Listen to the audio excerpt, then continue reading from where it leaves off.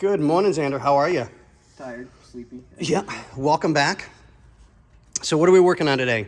Trying to fix the fuel and temp gauges, and then it's all in one cluster, so we're probably gonna the whole cluster. Yeah, that's what I'm thinking as well, but we're gonna take our time and make sure that it's right.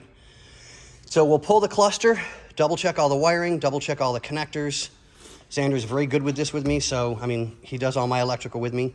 He's got a very good understanding of everything, so I'm not gonna worry. So we'll double check here, we'll double check at the tank, and we'll double check at the engine so we know we've got good wiring and continuity going back and forth. Yeah, good morning. Good morning.